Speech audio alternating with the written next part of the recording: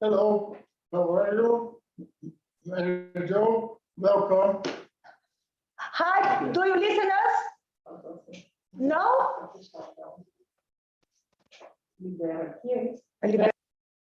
Tá liberado. Mary Jo, can you listen us? Mary Jo? Can you hear me? Yes, great. It's Yeah, great. perfectly. Everybody's okay with the sound? Now it's okay. Oh, great, Tang. Hi, how are you? It's a pleasure to meet you. I know you a long time, but just now I can see you. I can't listen to you. I can't listen to you. I look at the big screen, but I need to look at here. There they are. Now you can hear us. There they are. We share a video. Oh, great. And Byron arrived? I look over there. I can't do it. Yeah. And Walter, I think we can wait more 5 minutes. What do you think, Mary Jo? I don't know. Byron's in another room. Okay. He's in his office. I don't know why Okay. he's not on. He's the one that gave us the link. Okay. And I Here think he we is can- down at the bottom. He's Oh, there he yeah. is. Okay. Hi, Byron, how are you, my dear? Good, how are you? Fine, we are of the University of São Paulo, because of this we have the big screen like that. Do you understand? And I think we needed to wait more 5 minutes. What do you think? Sure. Sure. Angel, good to see you. Okay, thank you.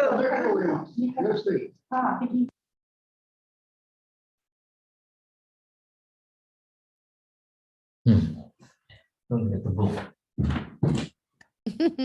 What happened? I didn't. Yeah. Okay, here we are. Yeah, no, it's okay. Everything's okay. Yeah. I think we needed to wait Walter to enter. I send the message. What's happening here? What's happening here? Tem alguém compartilhando a tela. Yeah. What's happening? Alguém parou. Let me see. Are you call Walter? Tá montado já? Please.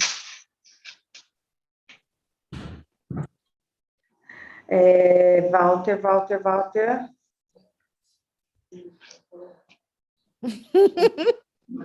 Oh my gosh. Walter, where are you? Walter is now in Argentina, in Buenos Aires. Where Maybe are no Wi-Fi. I think so. And Hi, Antang. Hello. Hi, Byron. How are you? Very good. It's Good to getting see cold you. here. Probably the same in Boston too. We have to be on Zoom in order to even see each other. No. It happens. like because Hi, Amazing Angel. now. Hi, nice to meet you and see you in general. That's true. Absolutely, and thank you My so much. pleasure. Thank you so much for agreeing to join and speak speak together. You will hear me say, but as soon as I saw who was coming, I thought, oh my God, we need 3 days. at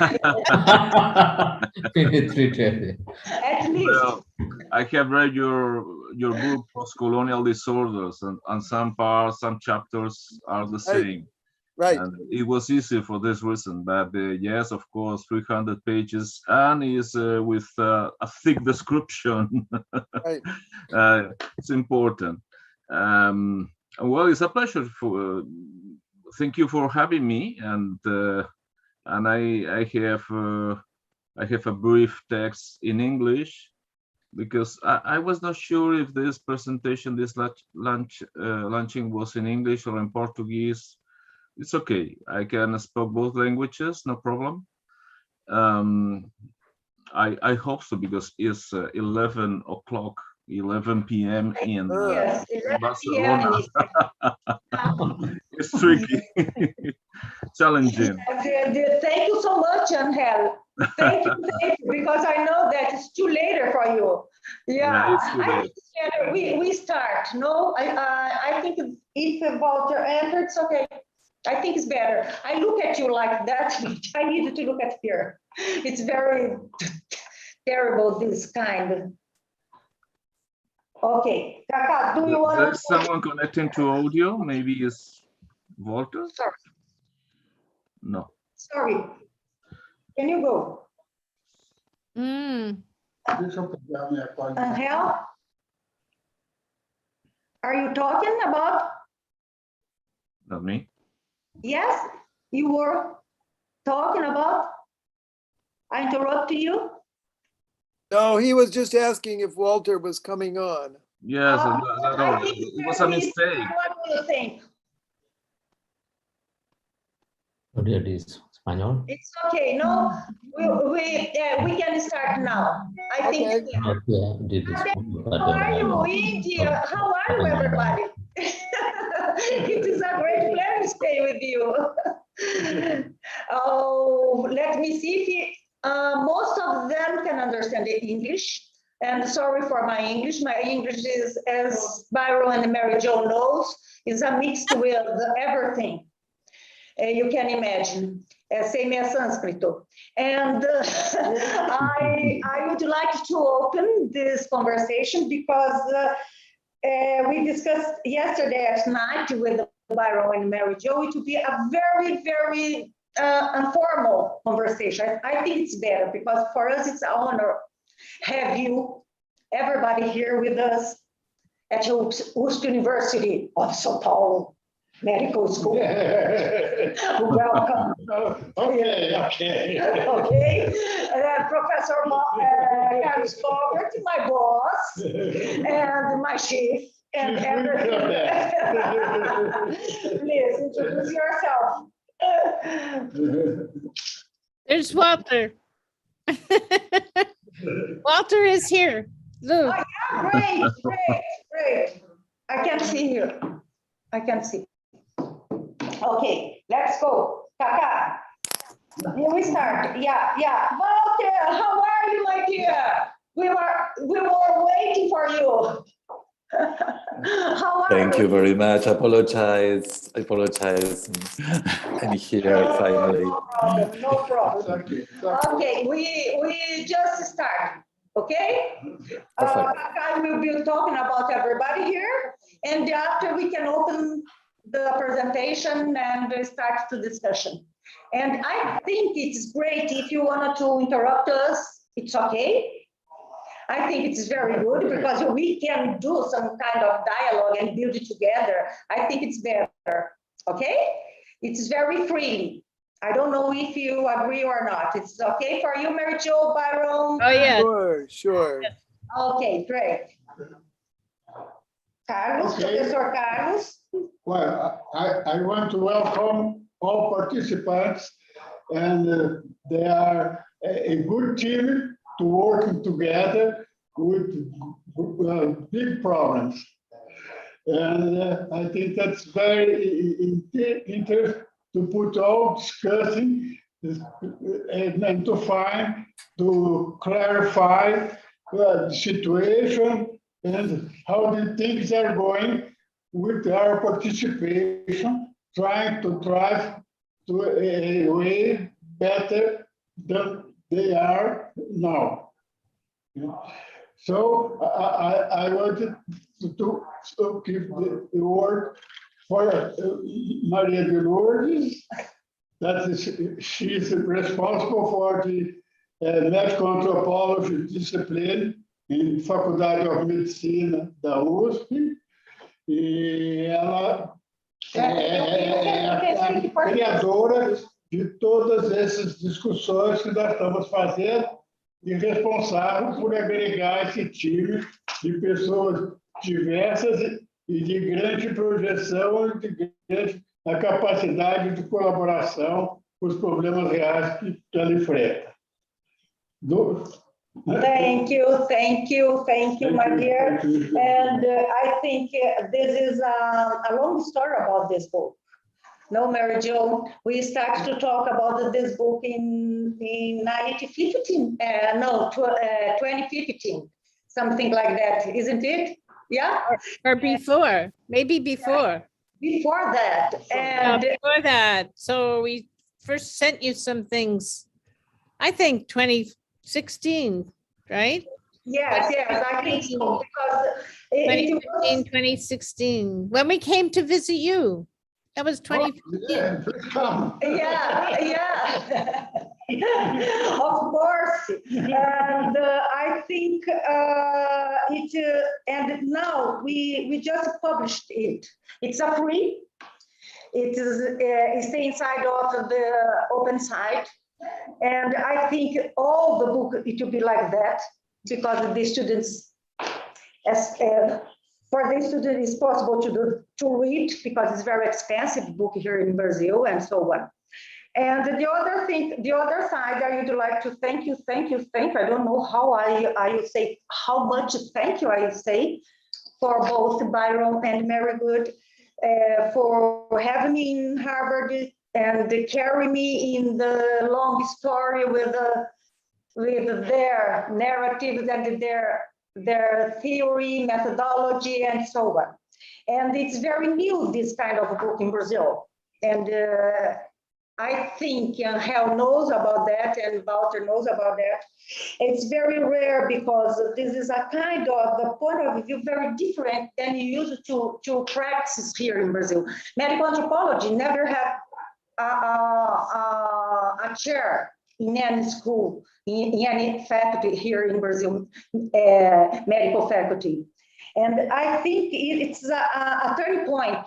It's not a natural turning point. We fought a lot because of this. And I just wanted to say thank you. And I wanted to give a word for Byron Good. And Byron, you explained much more better, because it was publishing in the times of COVID here. And I think the introduction from Byron and Mary Jo was excellent. And I needed to say again, thank you. And I give you the floor, Byron. Okay, so thank you.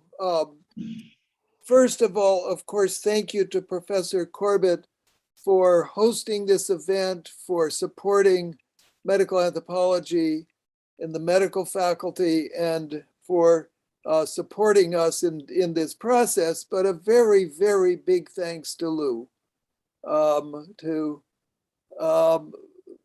This book, of course, would never have happened without Lou. Lou is the person who really had a dream of pulling together some of our writing, in particular, when we came to visit the medical faculty there, and Lou introduced us around to people, and we had a great chance to have conversations with people. And so we're very appreciate enormously the work that went into putting this collection together, putting the photos in, etc. And so thank you first to Lou for everything, and then for arranging this symposium. I just want to also say that Mary Jo and I feel very honored to have Lou's colleague, Walter More, join us for this, and to join in this conversation, and for also Angel Martinez Hernandez, who was head of the extraordinarily large, important research group in medical anthropology in Southern Catalonia. It's really an honor for us to have you join us and engage in conversation. And as I said before, I only wish we had like 2 or 3 days together. I think we would have wonderful conversation that could go on for quite a long time. Now, based on the conversation with Lou last night,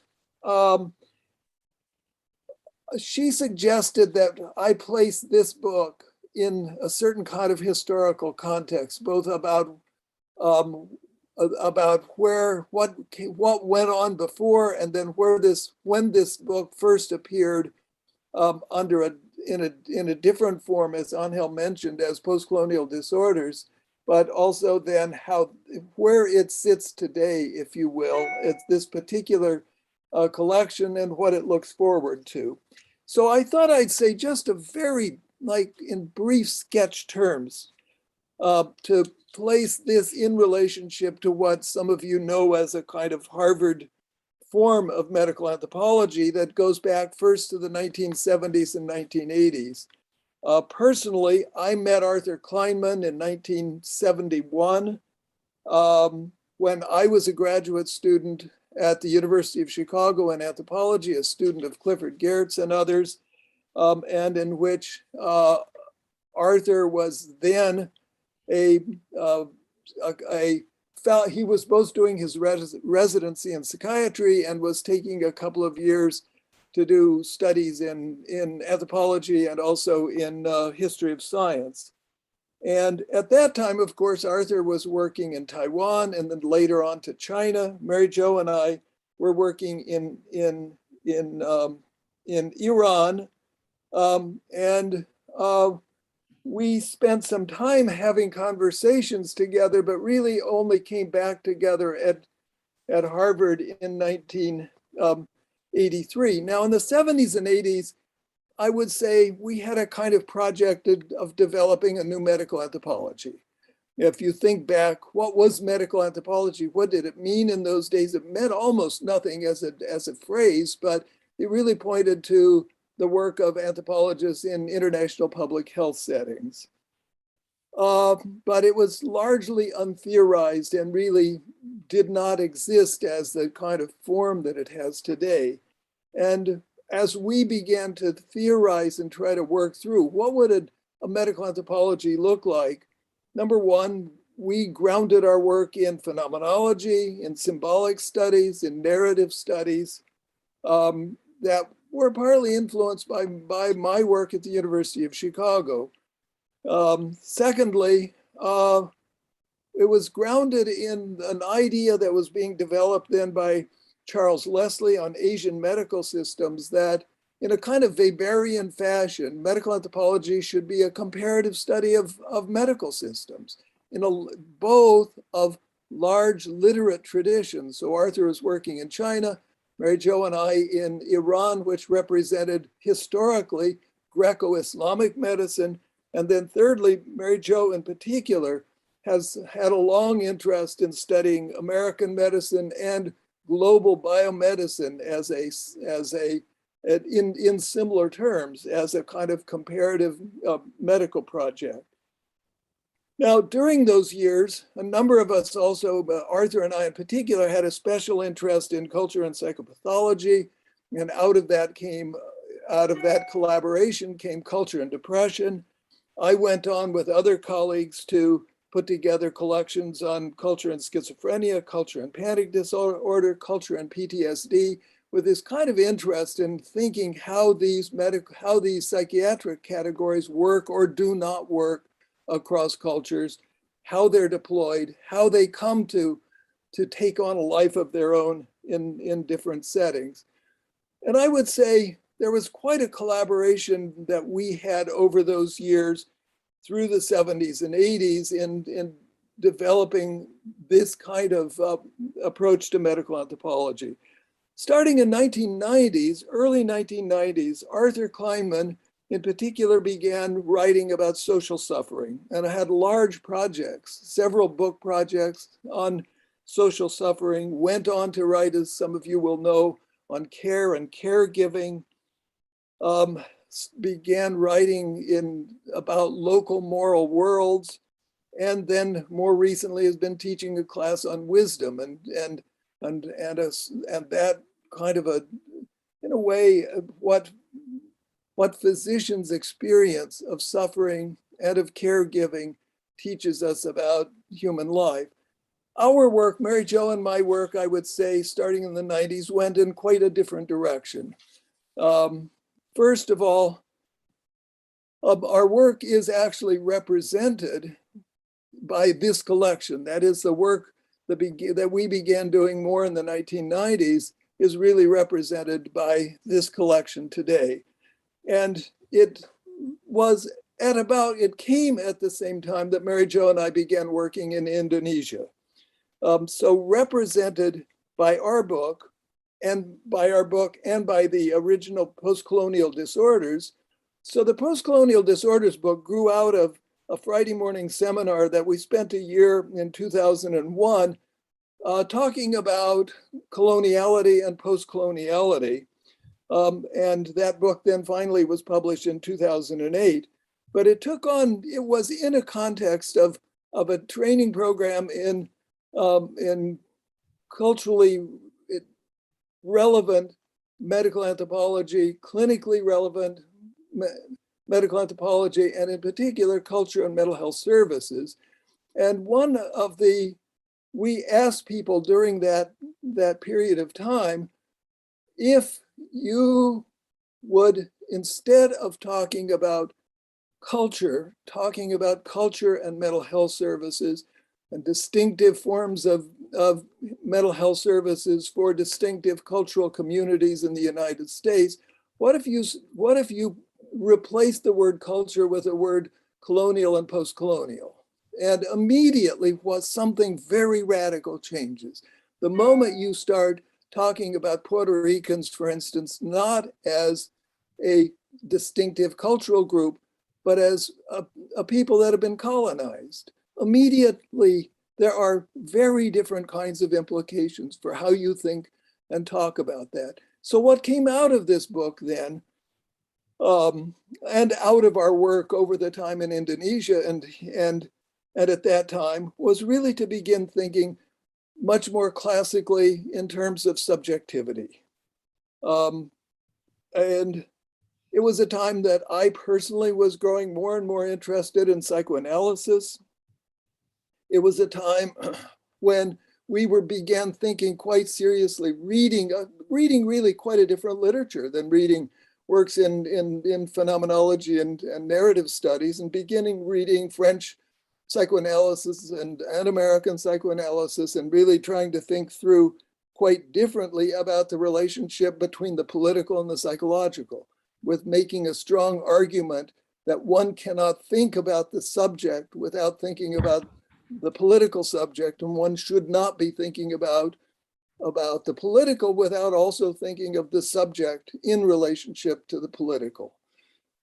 So that was one set of things. And once one is into the world of really studying subjectivity and taking seriously psychoanalysis in relationship to that, then I just want to read one very brief thing to kind of remind us that we made the argument there that studies of subjectivity need to pay attention to that which is not said overtly, to that which is unspeakable and unspoken, to that which appears at the margins of formal speech and everyday presentation of self, manifest in the imaginary, in dissociated spaces, in individual dream time, and coded in esoteric symbolic productions aimed at hiding as well as at revealing. This suggests close attention to memories and subjugated knowledge claims that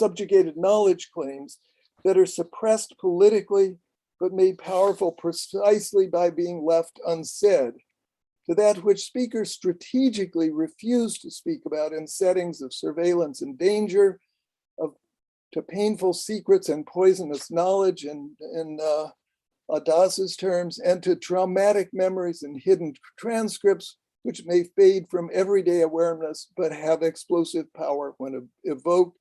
It suggests attention to forms of knowledge coded in highly symbolic art, in cartoons and theatrical performances, as well as to that which is embedded in everyday practices and assumptive worlds shared by contemporary assemblages of knowledge power, that they then become invisible to subjects depending on their power position. So that's the kind of issues that get raised the moment we begin taking on subjectivity in a kind of serious way. Now, as I said, we were also working in Indonesia, which was the first time we'd seriously worked in a genuinely post-colonial setting. And I think increasingly anthropology at this time, and we in particular, came to recognize how the colonial haunts the present constantly, and how the colonial necessarily haunts anthropology. And so this took us in a kind of set of directions of really talking about coloniality in relationship to medical services, to mental health services. And this was that book, Postcolonial Disorders, was published, I think, before the work that's really come out in the last 15 years quite strongly. I tried to introduce that a bit more in the introduction that Mary Jo and I wrote for this collection, but issues of settler colonialism and issues of decolonizing anthropology and decolonizing methodologies, et cetera. People like Linda Tuhiwei Smith, et cetera, others who have been very important in trying to think through what theory from the South and theory that grows out of indigenous communities, et cetera, looks like over against theories that are really based in more classic forms of anthropology. And the third sort of tradition then, or third set of themes that ran through this was the whole issue of disorders. And here, in a way, it's as opposed to formally taking on psychiatry and mental health services, and it is to take on really a kind of larger framing in terms of disorders. That is, immediately we are now in the world of that we began talking about post-colonial disorders. We're also, of course, in conversation with work on neoliberalism and its disorders, of post-colonial violence in terms of contemporary worlds of violence, in terms of a wide variety of issues that the term disorders takes on, as well as the complications of taking these issues on, given the fact that classically colonialism has seen disorders of other societies as needing to be fixed by colonizing powers. And so a whole set of problems, I think, come up here that can't be avoided and should not be avoided. And finally, this was a context in which Mary Jo began writing about, which she'll speak more about, but simply to put it on the table, began writing about local worlds of global medicine and what happens in those local settings where medical knowledge is widely shared, but in which availability and in which there are really very local worlds that are radically different, and in which technologies are playing very important roles. And finally, all of this began hinting at something that is now really taken off and is present in this collection, was not really present in that post-colonial disorders collection, which is my own interest in haunting and hauntology. In some measure, that came out of the fact that Mary Jo and I began working in Aceh, in Indonesia, where there was a civil war going on. And we were engaged with medical teams working in that setting, and helping develop mental health responses to communities that had been just really deeply violated and which had been deeply traumatized by the Indonesian military. And in that story, we began hearing the kinds of stories of torture, et cetera, that I need not tell you all about, but which actually leads one to think quite deeply about what is the nature of what is human nature, and to take seriously, in a way, Freud's old original claims about aggression as being fundamental to the human person, etc. And so all of this has led me into thinking more and more about issues of violence and issues of haunting, and taken my work in that kind of a direction. And Mary Jo did a part of that project also with women in Aceh and their experiences of violence and their refusal at the same time to be seen as victims. So the Post-Colonial Disorders book has had as its cover a painting by our friend here, Entang Wiharso, a painting called Don't Touch Me. And I know this was partly a choice of Lou that we should put that also on the front of this collection. Yes, Mary Jo has a picture that has it there. And I want to just read one long paragraph that I started out the intro that Mary Jo and I, in the introduction, we started out the introduction with reference to why we think this painting, but also the ongoing work of Entang and of a variety of painters and artists whom we know, is especially relevant as a kind of framing device at the same time for thinking about this work. And we began with a poem because it was used by an artist friend of ours up in Maine, in which he framed a body of work he was doing with the poem from Bertolt Brecht, who in Nazi times wrote, "In the dark times, will there also be singing? Yes, there will also be singing about the dark times." Yeah. But the title of this volume, Don't Touch Me, comes from the title given by Entang to the painting that provides the image for the cover of this book. Though painted in 2001 in response to the September 11 attacks that brought down the World Trade Center in New York City, Don't Touch Me seems appropriate in an uncanny way to the year 2020, as we sit to write this introduction. The days following the September 11 attacks were dark times, in the words of Bertolt Brecht. Don't Touch Me was a direct response to those dark times, to the searches Entang endured as he entered the United States to join his wife, and we have Chris Coca here, and family in the days following 9/11 and to the events that followed that.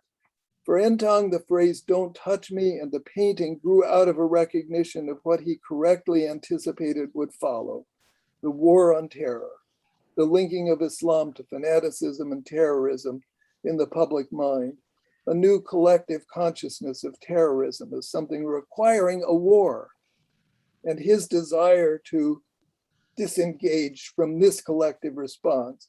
Don't Touch Me was a plea and expression of desire that his personal consciousness not be engulfed by the images, affects, ideologies, and actions that he knew were sure to come. But today, Don't Touch Me takes on new meanings. As we in the United States and Brazil experience the COVID pandemic particularly acutely, social and physical distancing link most explicitly to the phrase. However, the virus has been used politically to justify fear of the other, rage at those viewed as outsiders, and the projected source of real suffering, the closing of borders, and inhumane forms of detaining the displaced, while rage is expressed toward the other by those in power. Science-based public health responses are being rejected. Indeed, indigenous peoples and the poor are among those most affected in both of our countries. And so too are those detained at the borders as well as in state prisons. So these too are dark times, and Entang's expression of his wish to resist the emerging collective consciousness is one that we share. Indeed, Brecht's image of singing in the dark times feels particularly powerful. So with that, I turn it over to Mary Jo to say a few more words and to introduce also then Entang, who can carry on with us. Thank you, Byron. Lou, I want to thank you and your entire group at the University of Sao Paulo, who put together a most beautiful book. I think that the language In Portuguese. of Portuguese is stronger than English. Yes, don't touch me. Don't Don't And touch me. Yeah, like that. Yes. even in my essays, when I read the Portuguese, I feel, oh, maybe yeah. I learned Portuguese earlier in life, but it's a Latin language. So it's familiar. And the excellent work that the printers did in making beautiful color. Your efforts also in creating a book that is online and open access. I hope it gets read widely. Yeah, I hope so. We hope so. We need that. You know that. We need to open up. In many ways, there are our essays, some of which we love very much, including the particular essay I wrote for this time around Yeah. on Entang. But the cover is the crown jewel in this book. Don't touch me. Don't. So let me introduce Entang a little, just briefly, to give you the set of complex things he's been doing all this time.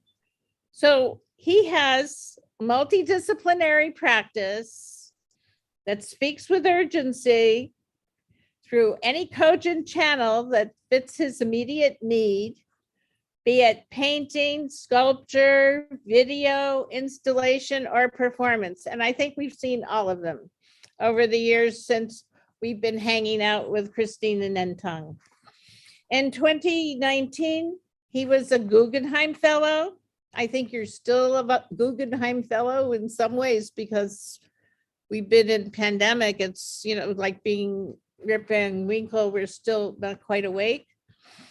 He's widely regarded for his unique depictions of contemporary life that employ a dramatic visual language, creating artworks that exist in relation to the mythologies of centuries-old animist past, very Indonesian, and the high-speed, hyper-connected lifestyle of the 21st century. He's totally beyond us academics and where he does his creations.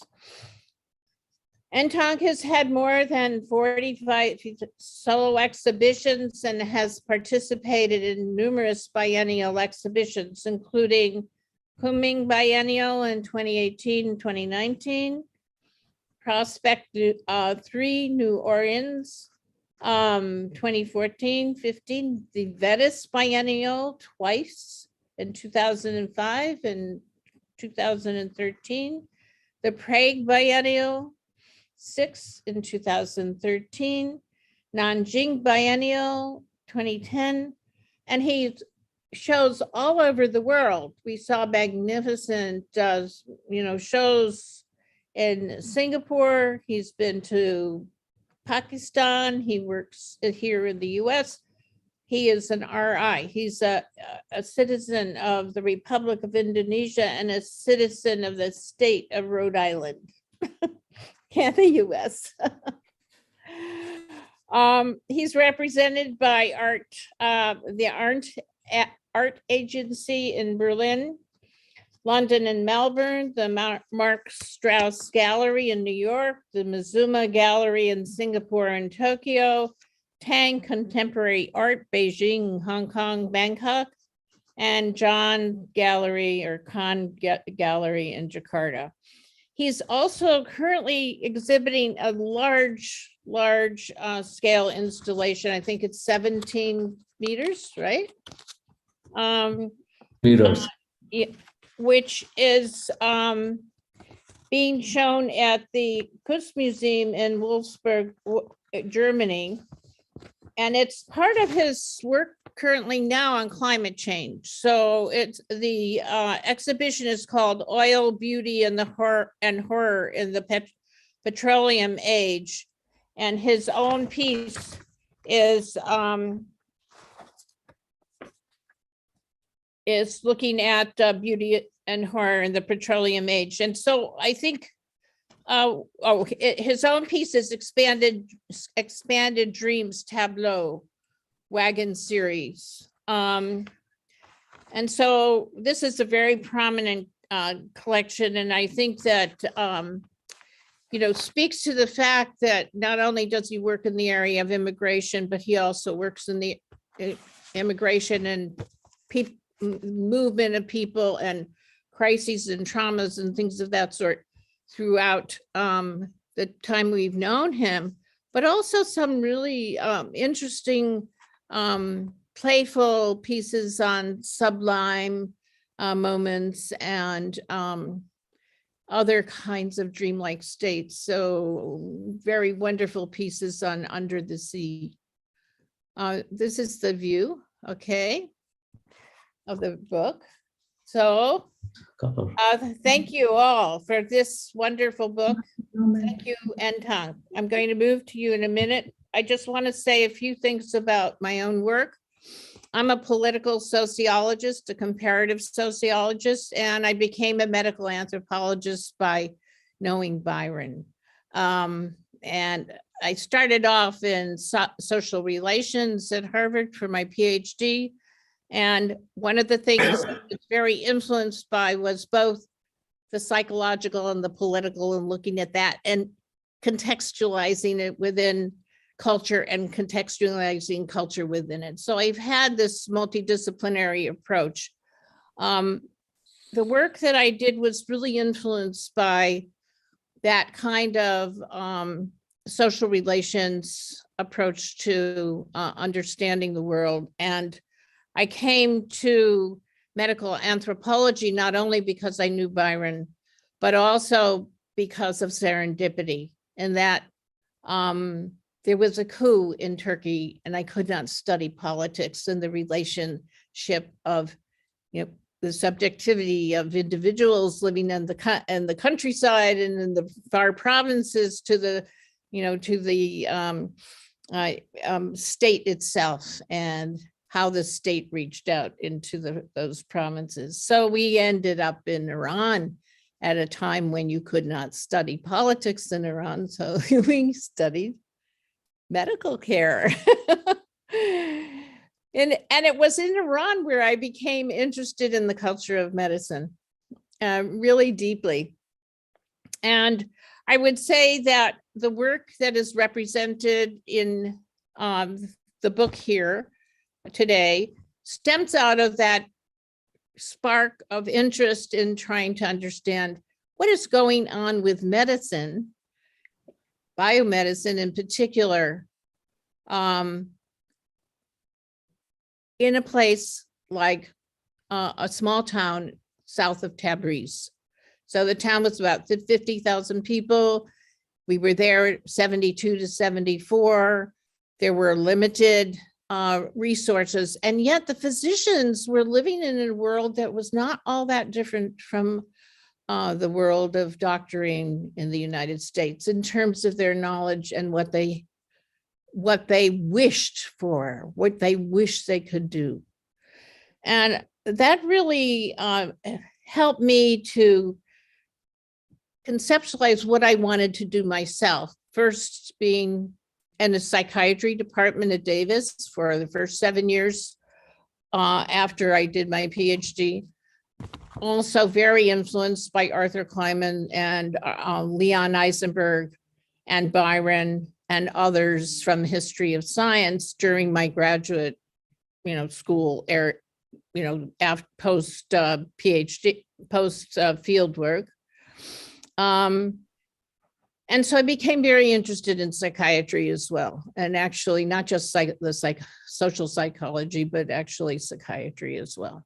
And we were in a psychiatry department for 7 years and had a great deal of experience hanging out with the psychiatrists and with patients. So I approached the work that I did during the time I returned to Harvard, really to look at not just the what I found kind of rigid categories of the art and science of medicine, but the way medicine was being practiced and how it came to be understood by those who were doing it, and how did it feel. So I ended up having a fair amount of work with oncologists. Actually, that was about the time that Susan Dodakama came to us. And so, she was very influential in helping me understand what I was, researching at the time. And through that work and talking about my work with oncologists, I came to understand I was looking at a very affectively laden practice. No matter how coldly technical it wasn't cold technical, it was hot technical. This distinction between, the technical and the caring, the affect, etc. So I felt you could not distinguish that. So I called it the Biotechnical Embrace. I was influenced by people in Sweden who I was presenting this to. And one of the oncologists said, some of my work on it, and one of the oncologists and the anthropologist who was hosting us, they said, you know what, this sounds like African healers. It sounds like an embrace. So I called it the Biotechnical Embrace. And there are several notions that grew out of this: the biotechnical embrace, the medical imaginary, the political economy of hope, the clinical narrative, the aesthetics of statistics. And that it was a way that I began to really conceptualize how to look at the culture of medicine itself, primarily technological medicine, but I can use it today to understand COVID as well. And that sense of wedding the two. Very briefly, the work in Aceh was very important in terms of returning to my political sociology approach. We did a lot of survey research, and I came to understand the importance of medicine in doing political work in post-traumatic settings, and the critical value, political value of the aesthetics of statistics. So in oncology, the aesthetics of statistics are constant. And when people go to a high-tech oncology, it's constant discourse around various measures of whether or not you're going to make it through, et cetera. But here, with dealing with trauma and post-traumatic care and also post-traumatic reparations, the political value came from looking at how intense the traumatic experience was, measured in numbers, not as well as in narrative. So in addition to doing numbers with looking at the culture of medicine, I do a lot on clinical narrative. On the other hand, also when I do political stuff, I look at not only narrative, but I also look at numbers. And so the experience was very affectively laden. When we would present the rates of depression, high rates of depression, odds analyses, things of that sort, to the Achenese, who were in the post-conflict, early post-conflict moment, and also to try and get mental health care, it was the numbers that were most affecting, because everybody knew the stories already. But the numbers, they did not know how widespread it was. So that is evident in in the Aceh pieces that are there. And the other pieces are collaborative research that I did with my colleagues in East Africa, people I was training, docs I was training, and also my colleagues in Indonesia. And so those other articles, you know, are a way of looking at the culture of medicine through their eyes as well as mine. And it's a kind of anthropology, sociology that is very grounded in listening, observing, and being in the field, as well as theorizing about what's going on. I will leave that there and turn this over to Entang, and also for you to ask questions and be in dialogue as well with Entang. I just want to leave with a note about COVID. So I feel that this volume could actually have another chapter on COVID. We mentioned it a bit, but it was coming out just at the moment that the pandemic was so extraordinary. So I pass. And thank you, Mary Jo.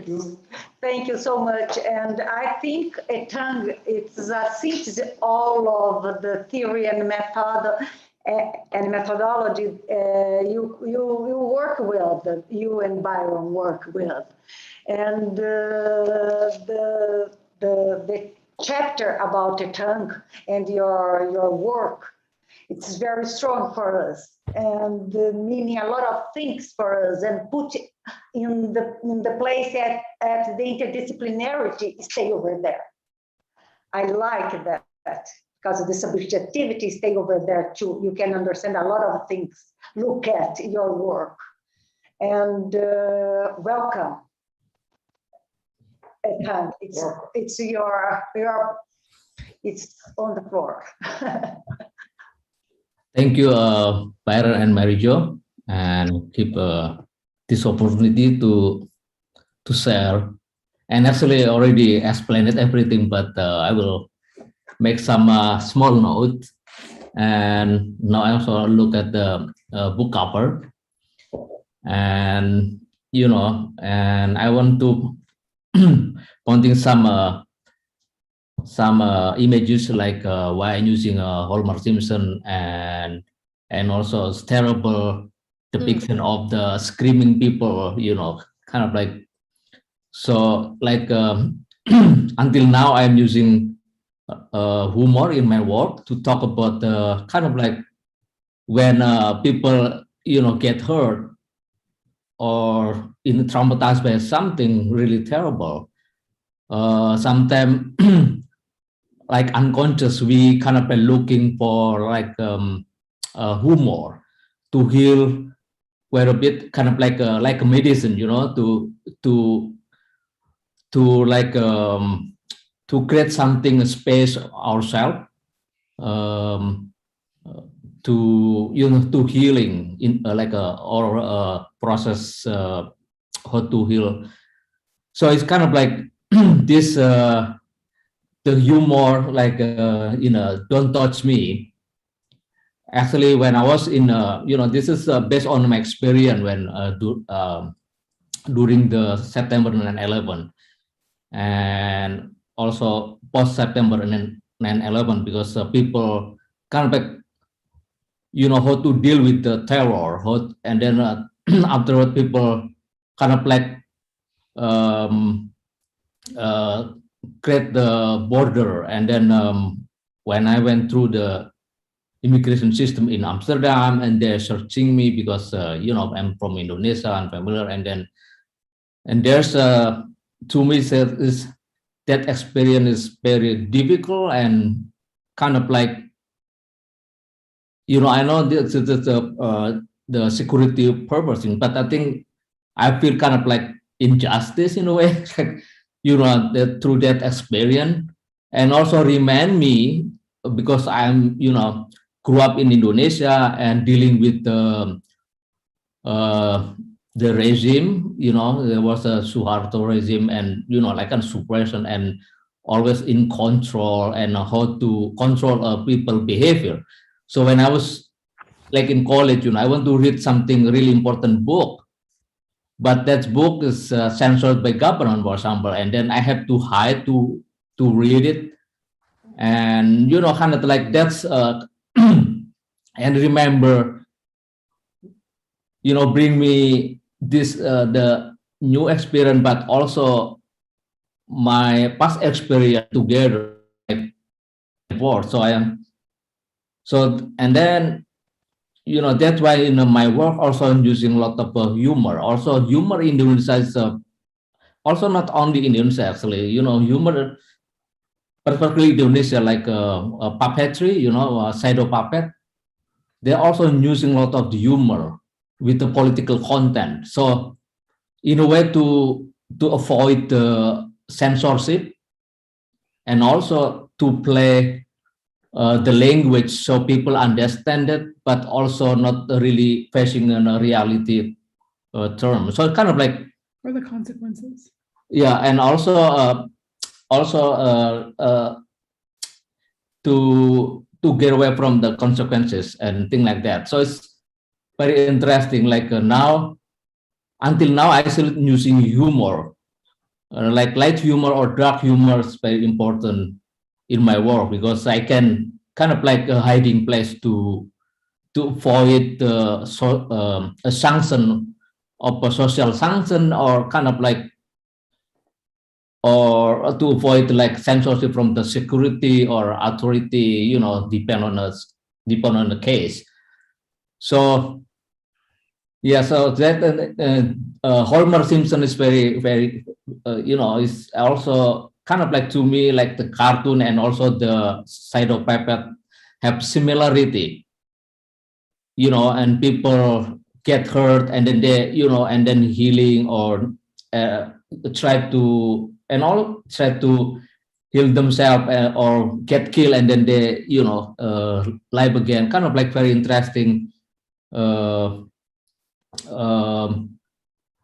Worth kind of have a strong animation and also like a good function in our brain. I don't know. And also to me, to resist something terrible. Sometimes, I have to deal with humor. There's one, and also in Don't Touch Me is kind of like how to resist something coming from outside to me, and then how to resist it. Sometimes I have to make a calculation as a human being to feel safe, and thank goodness I'm artist, so I can create something to communicate with my inner spirit and also to communicate with the public. For example, like this Don't Touch Me, I think very interesting, because it's not only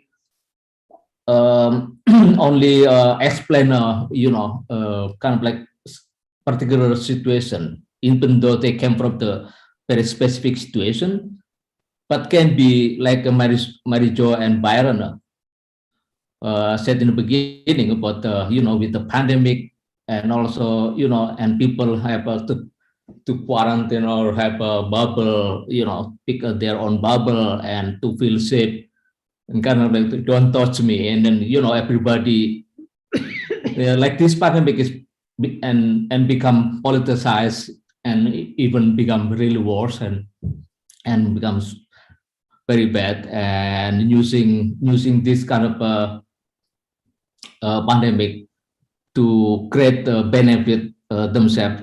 And yeah, so it's and it's not only happened here in America, but also in Indonesia, everywhere. It's terrible. And also Don't Touch Me, and also it's like when you get caught, ditangkap, get caught, and sometimes as a human being, as the unconscious said, don't touch me, it's kind of like, it's kind of like a direct response. and with the, with our consciousness. Yeah. So you want to talk about something else? I just, when I was listening to Byron and Mary Jo speak about the book and working with Entang, I remembered what a powerful experience it was for Entang and I to read their writing, because it was the first time that anthropologists had been looking at Entang's work. And of course, their approach to his work and the conditions in which he was working and how he was thinking was profoundly different from art historians. And it was incredibly moving for us to read and to have his work understood in that way. And, we've known them now for maybe more than 20 years. And in over this, they have felt like creative partners, people that we could speak about Entang's work with and discover what his work was about, and sort of discover in a deeper way, put language to what he was creating with images. And so it's been a very important relationship. And I think, Entang is a subject of the writing, and maybe it's a bit unusual to have the subject as a part of this conversation, but as the subject, it was also very meaningful to be able to engage with anthropology in this way, and to have his work understood from that perspective. And I think that it has influenced how people, especially people in Indonesia, understand his work. So that jumped to mind as we were hearing the introductions. Yeah. Let me just say also, anthropologists have for a long time spent most of their time dealing with text, dealing with language, if you will. And for us to try to think about how to treat the kind of images, the power of images anthropologically is a fascinating process, and one that, you in this collection, we have access to a small number of really wonderful paintings that actually come from a couple of different projects of Entang's. But if you follow Entang over years, his work changes remarkably. And his work, for instance, I remember a few years ago, really, yes, we're of course in a world of displaced persons, but I remember that collection that you had in Jogja, that really took on the issue of displacement of peoples at a time when I would say anthropologists were kind of edging into the topic, and in which globally, and so I always think of artists as not only having making powerful political statements, as Mary Jo's work with artists has shown, but also as a kind of imagination of the future, a kind of having a kind of sensibility about things that are really important and that are on the table and are coming, as a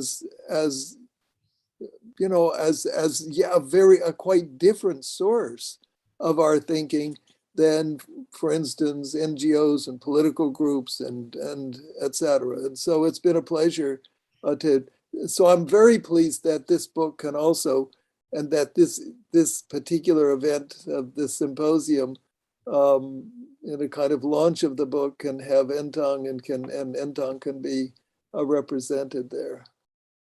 I might say you're a collaborator in every sense of the word, not just a subject. And if you look at the chapter, a lot of the words in the chapter are from Entang. They are, from his mouth.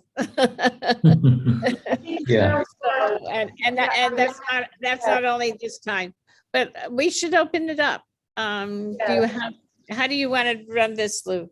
I think Angel can talk now and continues the discussion. What do you think, Angel? Yeah. Okay. Because for us, the tongue is very, very important. It's kind of mainly for the medical anthropology, a kind of the other view. For us anthropologists, it's not so new, but here in Brazil is very new, this kind of interdisciplinarity things to do. If you wanted to work with subjectivity, you must stay linked with the artist. I don't know if you think that, but I used to work like that, yes. And open up, and sorry for that, because we have a lot of artists inside here, listeners. Okay. Do you allow me a few words? Yes, of course. Not for me. It's really a pleasure to be with such specialists, such beautiful person discussing things that we may relate to artists, to oncologists, to anthropologists, to the well-being of all of us in this pandemic world, as Mr. Concha said. It's a moment when we think that all we can do is to be together, and this book is really an outstanding production of a very engaged and special person as you. It's a pleasure to be here and to participate in this discussion. Oh, thank you, my dear. Thank you, Juju. And Hal, do you want to continue? Okay, first of all, well, I apologize, Byron. Before I didn't hear properly. And of course, we have a pending conversation, but I think that 2 or 3 days are not enough. In my case, I will need 2 or 3 months. But okay, we can talk about it after, if you want, or by email. So I have a brief text I write a brief text related to your book. And well, first of all, good afternoon or evening, everyone, because in my case it's midnight. In Barcelona it's midnight, and well, it's tricky, but it's challenging to be. First of all, it's an honor to participate in the launching of this book, written by Mary Jo and Byron. We know that they are 2 brilliant and distinguished scholars of medical anthropology, medical sociology, and social medicine. On this occasion, it is a book edited by Maria Lourdes Belli de Alcântara, who is to be thanked for the timely publication in Portuguese of this text, which I think is a text essential for the dissemination of cultural phenomenology and the study of illness narratives in Brazil. I would also like to congratulate Carlos Corbett. Congratulations to all. Okay. It was Lourdes who invited me to be part of this event, of this lanzamiento, and I did not hesitate to accept because 2 factors converged: my admiration for the author's work and my love for Brazil. 19 years ago, at the suggestion of Arthur Clement, I received a cordial letter inviting me as a visiting associate professor in the Department of Social Medicine at Harvard. It was signed by Byron Good, then head of the department. But fate or my ineptitude mean that I did not get the financial support, the grant to carry out this stay, to which were other important family problems that required me to be in Barcelona. At the last moment, and once the problems were solved and I was able to take advantage of my sabbatical period to start a fieldwork among the Colina of the Middle Juruá of Amazonas, Brazil, thanks to my Brazilian friends and especially to an NGO, OPAN, Operação Amazônia Nativa, which generously welcomed me. Living with the Colina, the Marija, if we use their self-denomination, I was able to observe how an indigenous culture of resistance safeguarded its secrets about shamanism and its social organization as treasures in the face of a threatening and ancient power, as real as ghostly as real. My present that of a European anthropologist, Akariu or Karia, was associated with the colonial power. Fortunately, over time, the trust the Madi has placed it in me bore some results. They give me a name, Mana. They also gave me an invitation that is probably one of the most generous that I have ever received. They say, if you want to come live in the village with your family, we will help you build your house. It is an anecdote from my life in which the authors of the book and Brazil meet, and which allows me to explain the personal reason for being here today. The book brings together several treasures for those of us who enjoy the intelligent and penetrating writing of Mary Jo and Byron Good. I believe their writing lies in two qualities that may initially be considered contradictory. The first is better known in anthropology and alludes to the thickness, to the thick description that Clifford Geertz showed as a model for an ethnography rich in description of details and relationships, in dialogue with theory, and revealing implicit structures. We could even say that in this book, the matter goes further because it includes unusual ethnographic objects or topics such as secrecy, ghosts, and absences. In Good and Good's ethnography, the presence of absence and the absence of presence meet to show a penetrating analysis of violence in Java, of suffering and loss, of visibility and invisibility.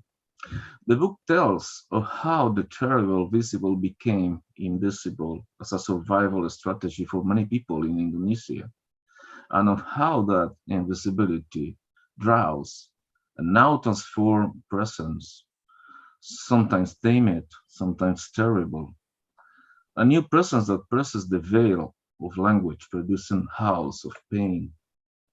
Therein, the graphic challenge of showing how in many states of affliction, what is represented responds to a complex web in which subjectivity invents its necessary subjections to give shelter to existence. Thickness in this text by Mary Jo and Byron means, for me, depth. The second quality of the author's writing is likeness, the likeness that Italo Calvino referred to as a virtue of literature in his lectures on the end of the millennium, in which he stated of taking weight out of writing. But Calvino was not referring to a forced or disjointed likeness that denies depth, but to the likeness that comes from the work of writing as a craft, where each word sleeps a nuance that makes the meaning clearer, more transparent, direct, faithful to the idea, honest. I believe that the writing of our authors transmits this quality. We are not dealing a type of writing that closes the word, but that opens it to the emotionality and experience of the personal persons who wrote it, to the human imprint of ethnographic experience. Likeness in this case means sensitiveness and empathy. In this way, thickness and likeness bring elements that are not contradictory, but complementary, depth and sensitiveness. In terms of content, there are several interesting topics for discussion and that we can arrange in the same triads suggested by the authors: postcoloniality, subjectivity, and disorder. For example, postcoloniality is an ambiguous word that refers to a postcolonial state in which we can still find the colonial imprint, the collective memory of trauma, its ghostly presence, but also to the studies on those states, the so-called postcolonial studies oriented to question not only the already established categories such as race, ethnicity, and gender, etc., but the ordering that allows the creation of those same categories. The authors do well to make explicit that the word postcoloniality is included in this book as a provocation to think and to rethink, and thus make visible relations of hegemony and subalternity, that appropriate the lives of people and the narratives of those lives. We know power anticipates existence and tells it where and how it should be.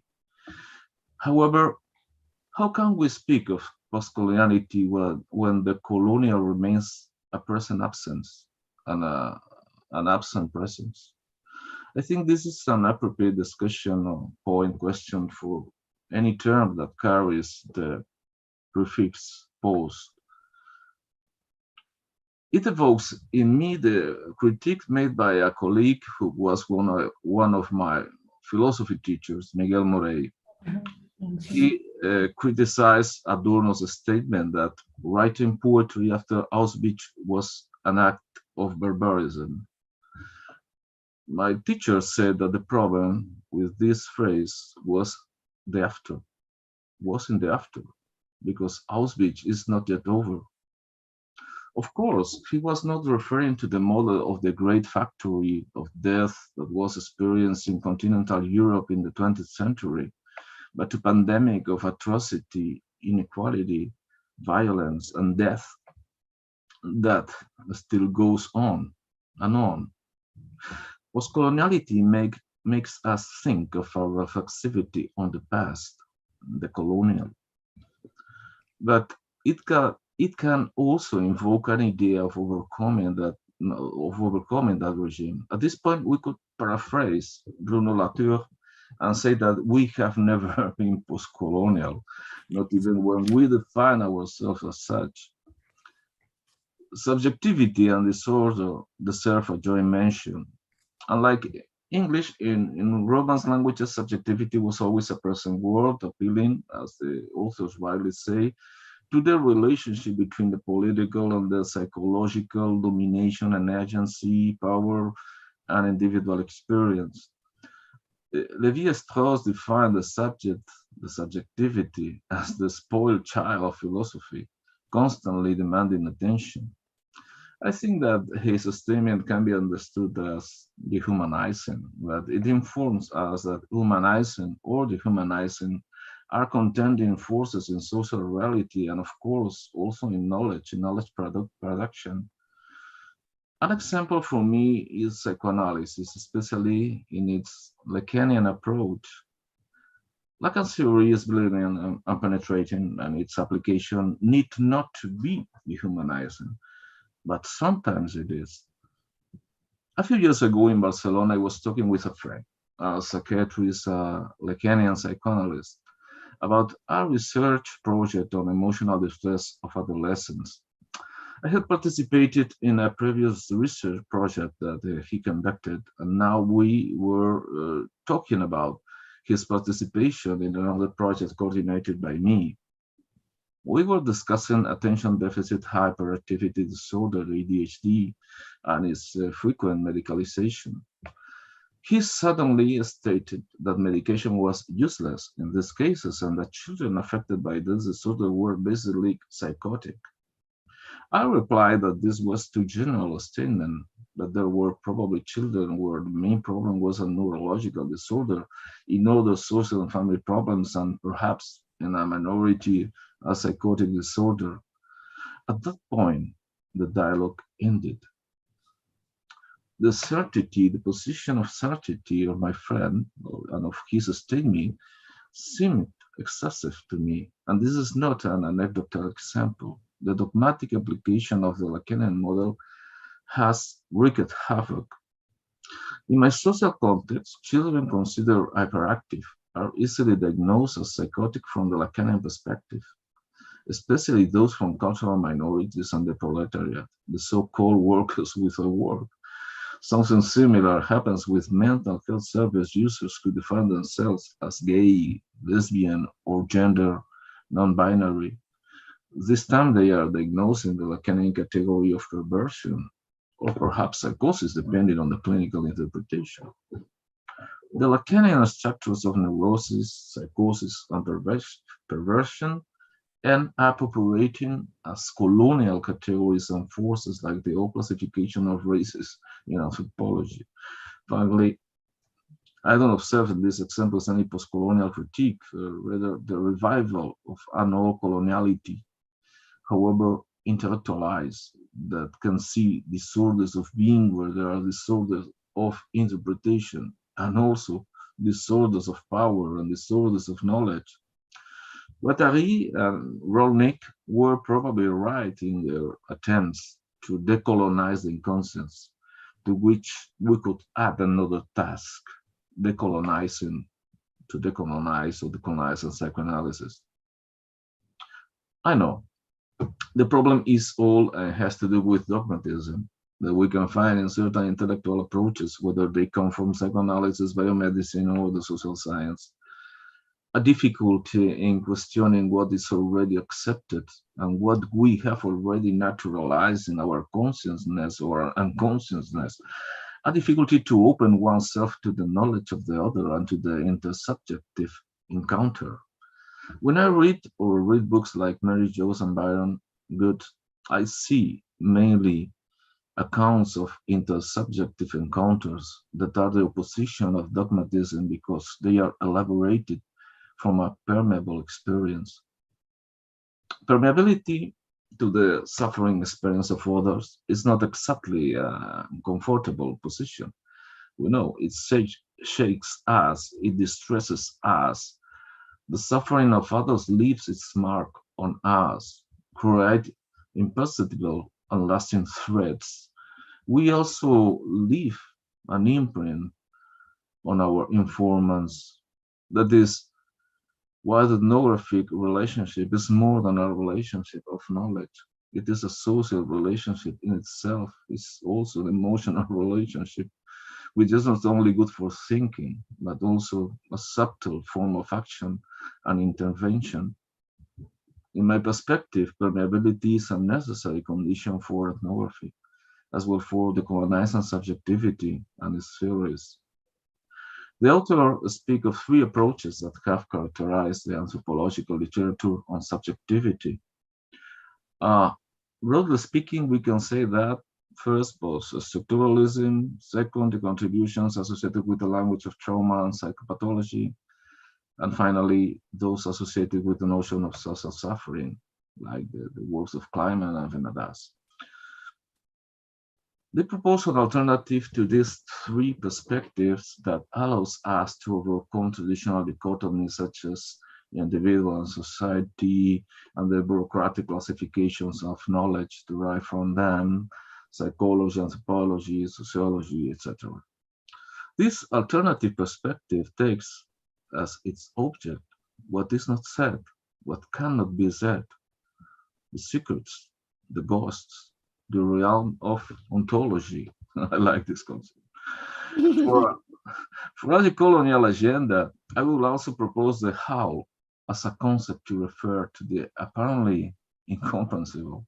For example, to define the apparent madness that Begoña Arechaga addressed in her studies on the Calebo Roca and the Encapuchados in Euskadi. The how understood as a cry that can be explicit or contained, as when it shows pain by hiding it, in the same way that our hand covers our stomach when it hurts. We need an anthropology of the how, also of the wound, which is not the same as the disease, and which seems to me a better notion to understand that human experience that we call trauma. There are many interesting topics that this excellent book addresses. I am grateful for the possibility of reading in Portuguese several chapters that I already knew and others that I had not yet read. I also hope to be able to read them in Spanish or Catalan soon. At my university, the URV, the Universidad Rovira i Virgili, we have a free and open access medical anthropology series in which we have already published more than 35 books. It would be interesting to publish the translation into Spanish, for example, in co-edition with our Brazilian friends. In the meantime, I want to conclude with a direct recommendation for readers. Excellent read, don't miss it. Thank you. Thank you for your attention, your company. Thank you, Hel. Great. I loved, as always, you know that. And it's very important to what you exposed about the one thing I would like to link for everybody, mainly with the Walter, ontology. This word in Brazil, and we have so many theory in anthropology and a lot of fight about ontology. What's mean ontology? Depends on the culture and what does it mean? And I think this point here in Brazil, it's very important. I would like to invite Walter to link this with us. It's a provocative, sorry.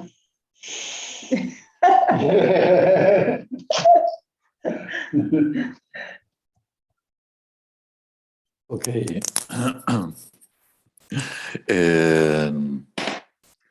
I prepared my text in Portuguese, but I will talk in English too.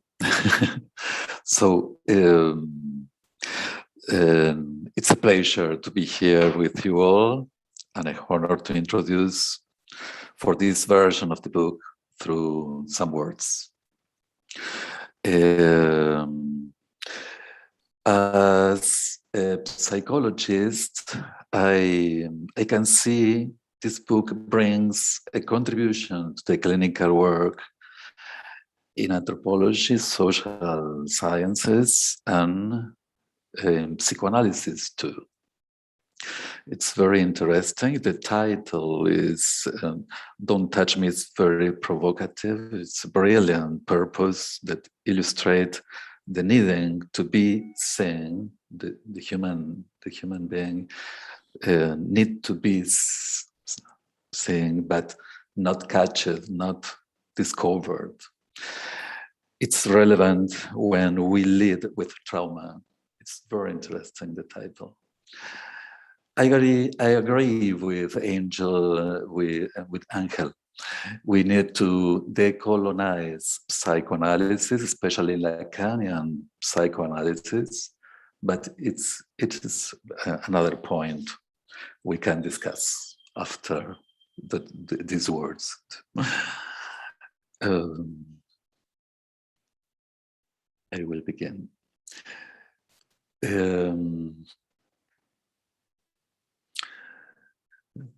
These texts make novel contribution to the way the authors approach the phenomenon of the constitution of subjectivity in the contemporary world. The fundamental key in this approach is the understanding of subjectivity as a phenomenon that manifests itself as a complex when we have the opportunity to have access to different forms of alterity based on disorders. The authors provide us with countless examples through agile, intimate, and non-redactable narratives from abstract concepts from either anthropology, psychoanalysis, philosophy, or the social sciences. Throughout these texts, it can be seen that in the intersection of subjectivity and disorders, the latter both due to the suffering of the disorder and the need to constitute another order, such concepts arise at the frontier of human experience in the encounter with otherness, and even as forms of ruptures that gives rise to the emergence of a facet of the human being that allows him to be reintroduced in the shared world. The concepts used in these works are rigorously visited and then relativized by being put into dialogue with the phenomena that present themselves in the field work, showing the intimate and convivial relationship of the researchers, suggesting the complex edges of the methodologies forged for each case. Here we can see the anthropologist and ultimately the scientist as the one who creates and accepts the challenge of creating a shared worldview with their interlocutors that foster others. All of this taken as a way of life. This way of life, the scientist that leads with way of life, is a point of view of Lourdes. Here in this work, then, we have a challenging task that the author purposed by reinstating the issue of subjectivity and subjectivation processes within the anthropological discussion, within the framework of post-colonial studies, this constructive task, and of the interdependent relationship between psychology and politics, contextualized in the consequences of hegemonic globalizing policies of contemporaneity, which lead the human being to have deshumanizing experiences or loss of what keeps the memory of the human face. The way in which disorders are treated refers to experiences. It's very interesting. Traumatic experiences that are waiting for a dialogue to be recognized, to be reintroduced in the field of the human face.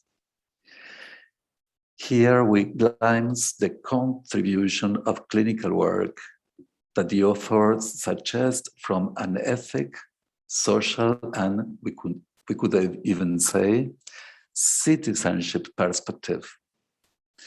In the way in which they approach anthropological work, the authors present ways to continue the exercise of deconstructing our Western knowledge that originated from the perspective of coloniality, a task that will never end, whether in anthropology, psychoanalysis, politics, law, in any scientific field, in the challenge and depth that Western thought has with otherness to the different manifestations of otherness.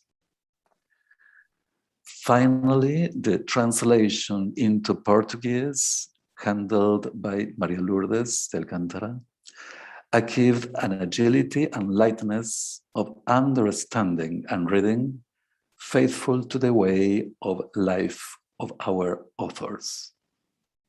Congratulations. Wow. Thank you, Walter. Thank you a lot.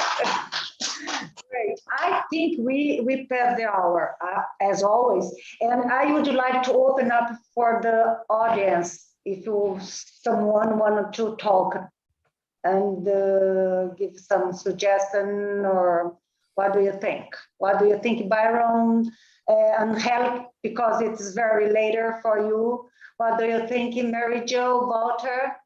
It's open up for the, or you will stay with us to discuss, or you wanted to answer the questions, or not the questions, but the point of view of them. So I like Angel's suggestion that we need a few months to do this. And I hope maybe that can happen someday. But in the States or in Europe, would you prefer? In Brazil. Both. But I do want to thank you both, really, for these lovely words and for this particular reading of this work. And it really does open on to a further conversation. I do agree, Lou, we should let other people into this, because clearly we can carry this conversation. We would love to carry this conversation on. There's a lot here. I do want also to recognize one person from our group who is in the audience at the moment, Sadek Rahimi, who is here, who has just published a small book called The Ontology of Everyday Life. And maybe you would like to just say a quick word or two about that, because I think it also fits into this conversation. I had the pleasure of writing a kind of preface introduction to it, and Michael Fisher wrote a postscript to it. But maybe this would be a moment for you to say a word, and if you have a question as well. Well, thank you, Byron, and hello, everybody. I mean, this is a moment of celebrating your book. So, but sure, happy. Your book too, yes. We need to share the things. Yes, very kind. Thank you. You know, I put a link in the chat. I don't know if anybody saw it. There is yet one more reference to the idea of "don't touch me." There's a city in Brazil called "Don't Touch Me," right? Yeah. With the exact same terminology. So I was there's something there too. But yeah, the book that Byron is referring to, yes, The Ontology of Everyday Life. I think, I mean, Byron is my mentor, so a lot of what I think it originates from Byron. And including my interest in this, it's very much influenced by Byron's work. Obviously, I've been a long-time reader of Byron's work, and I'm very glad to see Byron has kind of pushed this word forward, because for a lot of the conversation that is going on, including what is happening tonight, I know there was some conversation, for example, of Lacanian psychology, at least clinical psychologists, this dogmatic perspective. Now, when I hear it, like you said it yourself as well, and have dogmatism is about individuals much more than it is about whatever ideas they might be following. But in any case, ontology in some sense is precisely the opposite of that, right?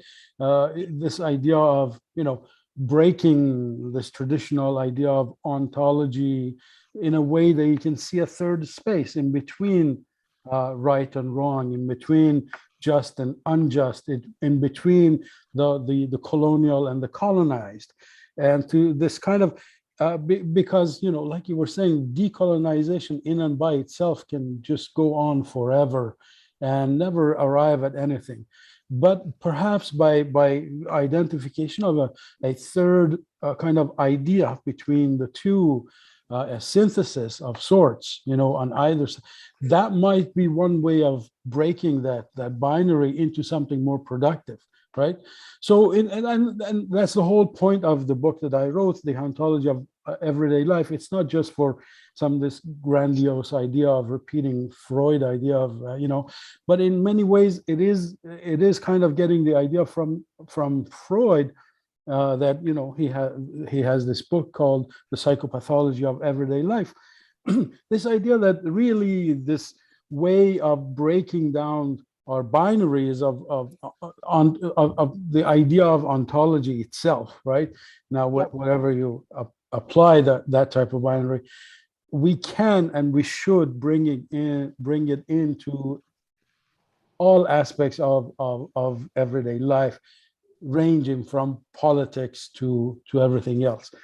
And anyway, I don't want to go on and on. Obviously, I would love to, but this is wonderful. Thank you very much, Byron, for letting me please send the link of your book. I would love to. I send you the book itself. I'm also a believer of free things, so especially when it comes to books. So yeah, we'll be happy to. Yeah. No, it would be great for us. I think we. Send the link of your book. I would love to accept it. Yeah. Okay. Cool. Can you listen me? I'm sorry. So go ahead and write the link. So well, the link, yeah, I can put the link to the publishers, but you can't download it from there. Yes. But I can email it to you if you, yeah. And I think the concept of the ontology starts with Byron Good when working with this. I think it's very important and fundamental for all his theory. And I don't know if in Tang, you wanted to talk about a little bit about it. About ontology and Tang and Christine.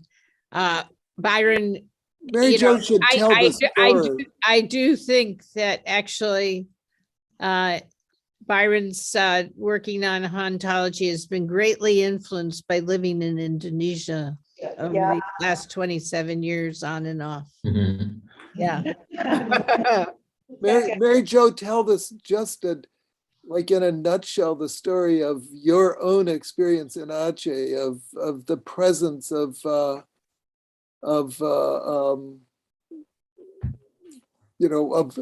presence of this book and your chapter on haunting.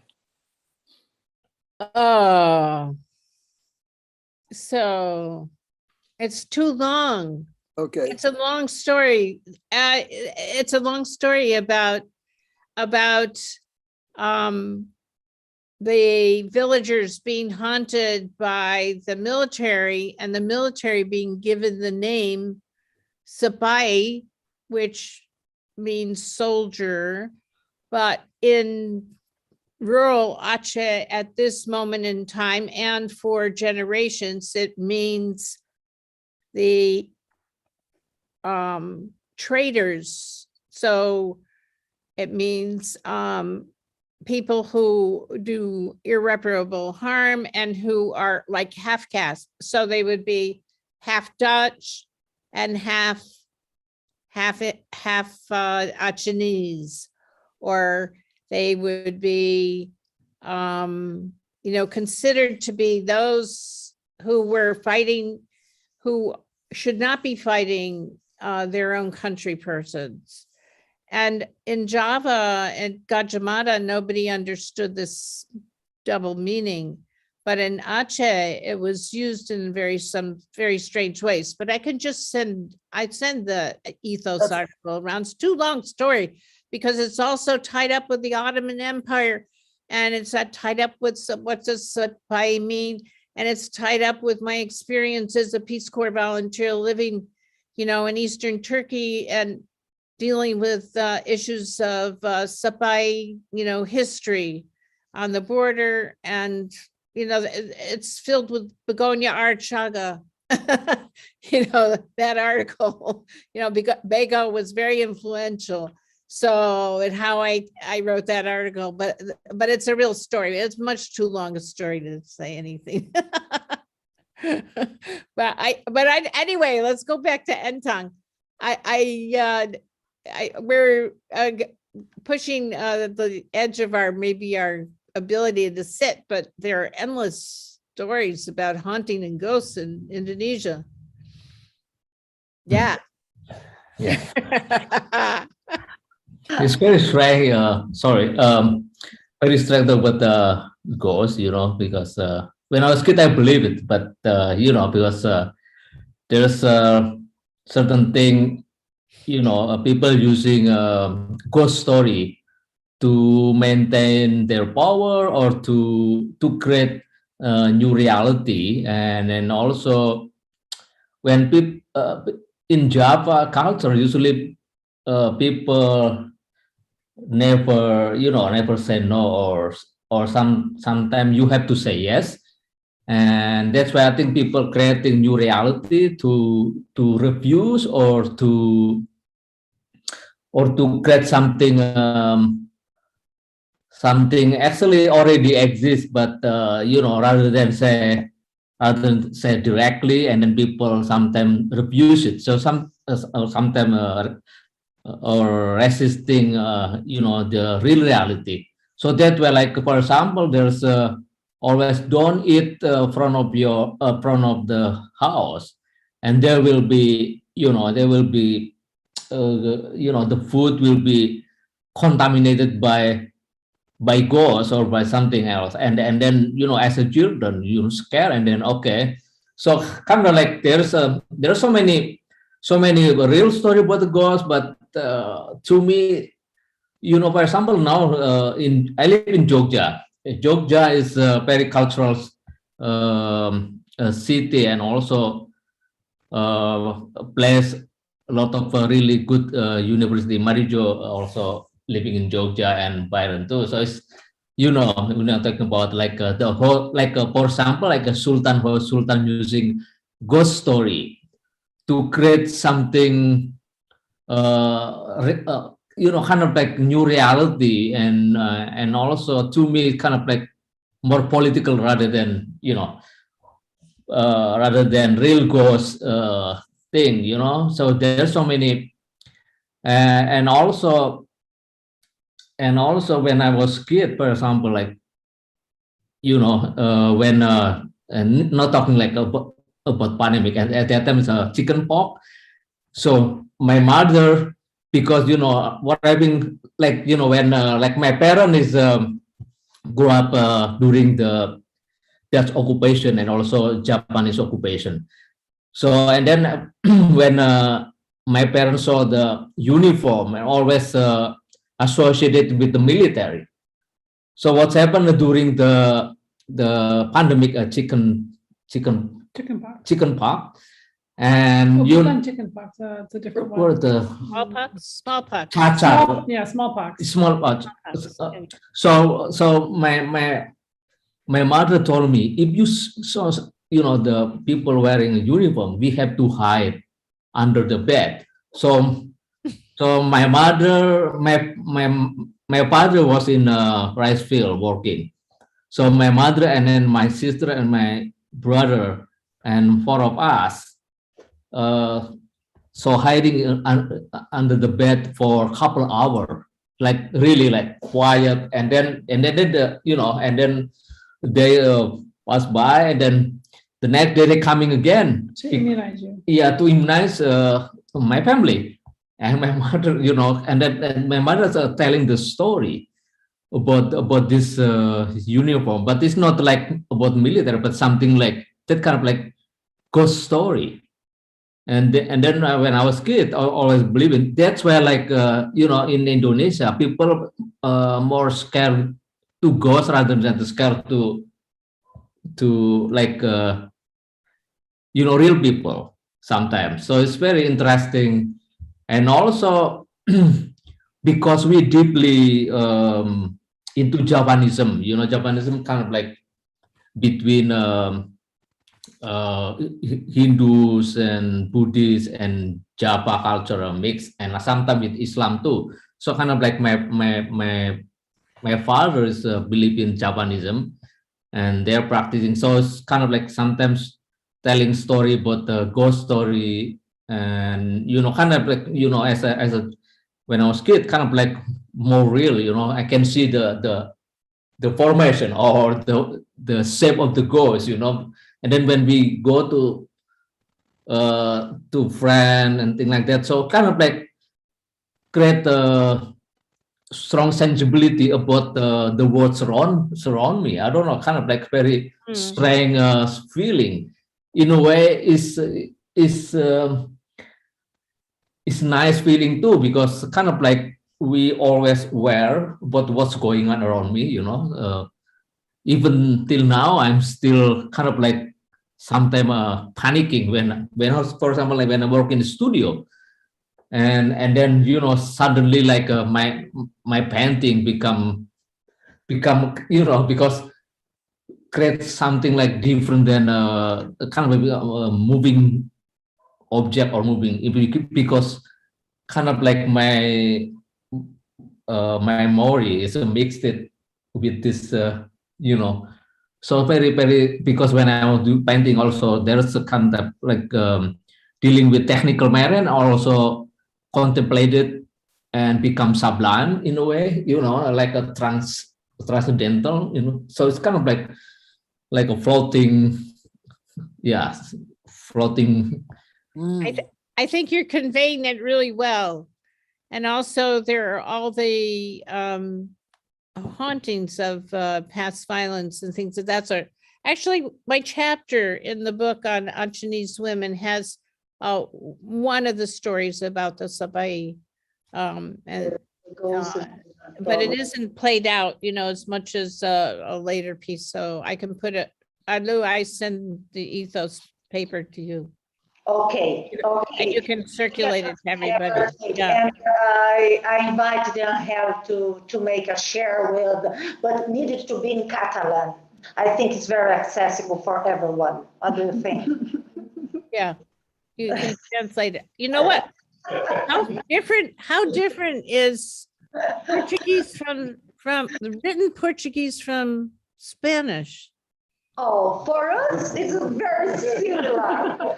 But I can't understand why the Spanish people can't understand Portuguese. Tell me, Angel, tell me about it. Because we can understand everything. Hey, Lou, I read it in Wait. Portuguese and I understood the whole thing, but I don't know Portuguese. But Portuguese is Angel, you have to unmute. very, very good language and very sound. And Sorry. Time for cocktails. It's true, Lourdes. It's true, Lou. But what thing is that Portuguese has another music with similar words compared to Spanish. Well, it's not in my case, but because in my case, I speak French, Catalan, and Spanish, and it's easier to understand. Portuguese is another Romance language, but for many people in Madrid or in other parts of the country, it's difficult to understand Portuguese in a first moment because the music is very different, phonetically is very different. But after this. When you overcome this first problem, is easy to understand, but Portuguese is difficult to pronounce because you know perfectly that it's a difficult language when you say esse coração caminhão. Essa lição é bem complicada mesmo. I'm aware of the different I mixed breath. Brazil is also my country because my wife is from Brazil. My son has a double nationality. yes, but I think nowadays not so good. I don't know why, but only the suggest nowadays, if you have a Brazilian citizenship, it's not so good. You know, Lou, could I just say 2 or 3 words that are response both to Angel and to Walter? You know, I think the issues that you picked up about the presence, about what is presence in silence, both what is formally silence, but what appears as that which is not present, but somehow is present. And then how methodologically in anthropology we take this issue on, because I think there is a form of psychoanalytic anthropology that was very dogmatic. And so when we wrote about the issue of not knowing better, that is, for many people, I think, they think that a psychoanalytic anthropology like reads in the mind of the others what they don't even know themselves, because from a position of that psychoanalysis gives some position of power from which you interpret what is really there, but they don't even know it. How mistaken that is, and how it is instead an invitation for a form of relationship of collaboration. And I know Walter has spent his time with indigenous people and Angel also, and that requires a very special kind of listening. And I also think, you know, what Entong said about the appearance of images, about how things come to him. And I think, you know, I know, Walter, you've worked with issues of dreams, etc. And so I just think this is a very fruitful area for us to think about. I think that ontology should not be equated purely with issues of trauma and violence. I think that's obviously very important, and it's complicated. It's complicated to know if we say a simple statement like saying Indonesia is haunted by the killings in 1965, what does that mean? And to whom? And who are we speaking about? And how do we know that this isn't something projected onto people, et cetera? So I think these are complicated issues, but I think both of your comments picked up on those themes in ways that are really, really fascinating and should be put on the topic for our future gatherings and conversations. Thank you, Byron.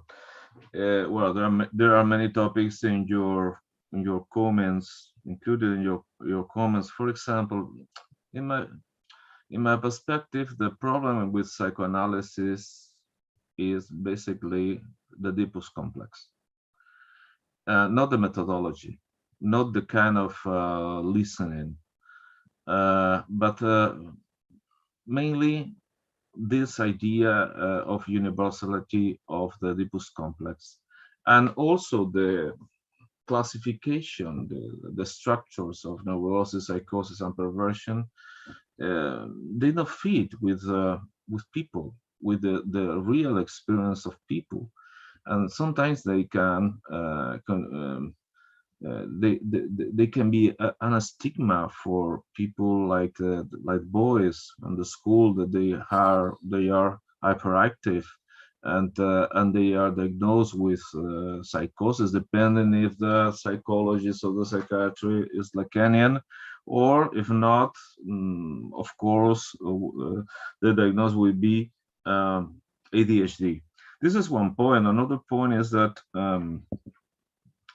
in the ontology of what Derrida said about ontology, I think it would be interesting to put in relationship with the work of another anthropologist, an Italian anthropologist, very well known, De Martino, Ernesto De Martino, in one of his second book, entitled Il Mondo Magico.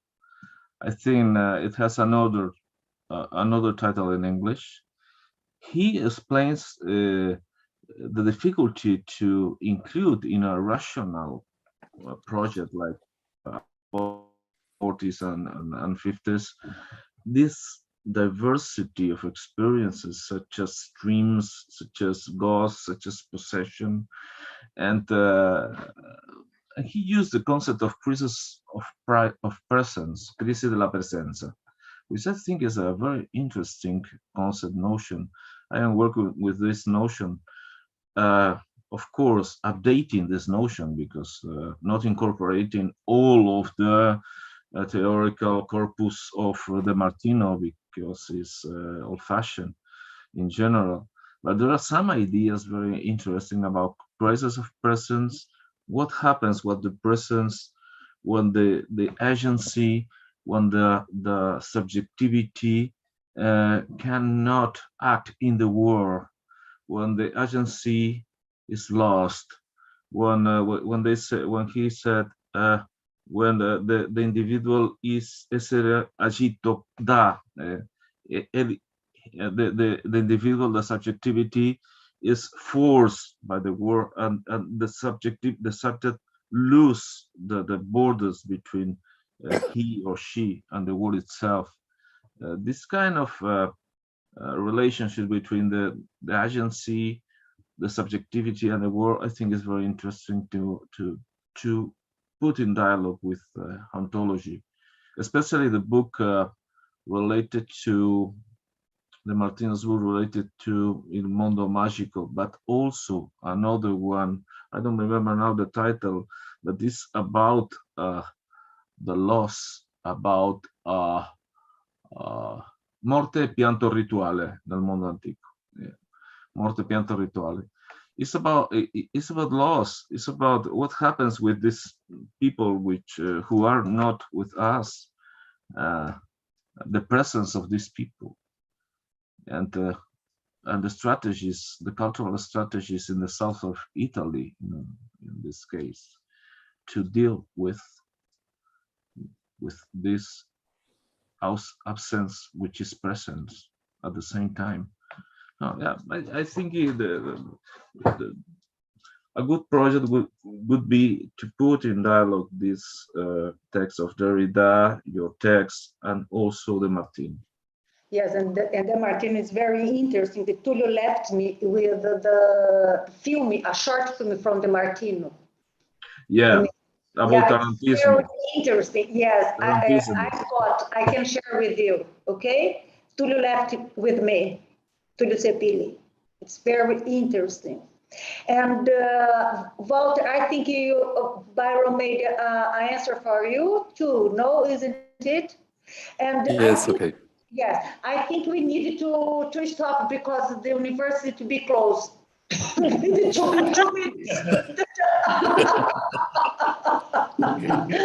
At least you're at the university. Yeah. We can't even be there. Do you want to stay here? No. You want to leave this university. So let's let Walter have the last word, and then we'll say goodbye and thank everyone. Okay, I can say the contemporary research about communication in psychoanalysis, and they explicit that the true communication is indirect, always indirect. It is to say the silence for a human being is fundamental to communicate the true meaning of each event, fundamental for himself, herself. The silence is not repressed necessarily. The fundamental meaning of each human being. And so we respect for the client, and we respect the silence, and we listen what the meaning of the communication, of the true communication through silence, or the indirect communication. This is the new point of view for the relating to the contemporary studies in psychoanalysis. It's very interesting. It's a very interesting point, because this view doesn't permit the reduction of the other and it is very interesting to put in dialogue the hauntology of Derrida with the tension that is provoked by Levinas, also with the silence of the true communication in human being. There is a tension between the hauntology and the silence and the poetic expressions when the human being searches. And the trauma situation reveals that there is no conditions for human being searches, but the dialogue you established in your examples are very, very interesting, because you did that. You did that. Thank you. So Lou, just a final word to say thank you so much for gathering us together. Thank you for this, for the translation of this, and we look forward to Yes, continuing thank you this for conversation. everybody. As you said, 3 days. The next meeting, 3 days, okay? 3 days or more. Or more. Well, how about we go somewhere? Yeah. When Teddy come here to Brazil to his post and has We could go to Spain. Here in Brazil, we can spend 3 days. What do you think, Petang? And thank you for everybody. Always in my heart. Thank you, thank you. Thank you. Thank you. Thank you. You want to say something? Well, it's very good to have all this team discussing again together new problems, maybe new solutions or new insights. And I want to thank you very much to be all together. Thank you, my dears. Thank you. Bye-bye. Bye-bye. Bye-bye. Thank you. Thank you all. Congratulations again. Thank you all. Wonderful. Bye. Bye. Bye-bye. Good night. Good night. Thank you very Good night, much for Anel. comments. Time It for was very bed. nice. Good night. Thank you, Doug. Thank you, Helen. Thank you for everybody. Nossa, alô, muito bom. Okay, do you want to stay on a minute or what? No, Lou has to go before she gets Oh, locked in. yeah, you have to leave the university. Goodbye. We'll see you on Friday, Lou.